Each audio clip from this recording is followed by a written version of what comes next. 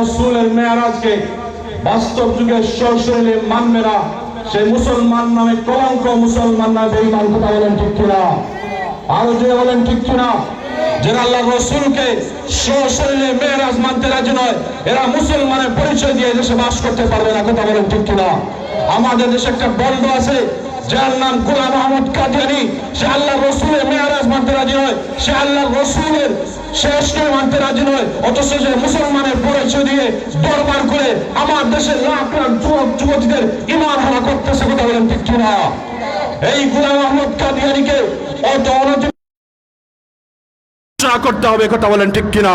মুসলমানের পরিচয় দিয়ে আল্লাহ রসুলকে শেষ নবী মানবে না, আল্লাহ রসুলের মেরাজকে স্বীকার করবে না, সে মুসলমানের পরিচয় দিয়ে এই দেশে বসবাস করতে পারবে না। কথা বলেন ঠিক কিনা? আরো জোরে বলেন ঠিক কিনা? এই গোলাম আহমদ কাদিয়ানী সে নামে মুসলমান, সে আস্তে একটা কাফির মুনাফিক। কথা বলেন ঠিক কিনা? সে আমার দেশের যুবকদের তার দরবারে নিয়ে নিয়ে ঈমান হারা করতেছে। কথা বলেন ঠিক কিনা? আমরা সজাগ থাকতে হবে। বর্তমান যে সরকার অথবা সামনে যে সরকার আসবে, আজকের মাহফিল থেকে আমরা জানাতে চাই, এই গোলাম আহমদ কাদিয়ানীকে সংসদে প্রকাশ্যে কাফির স্বীকৃতি দিতে হবে। কথা বলেন ঠিক কিনা?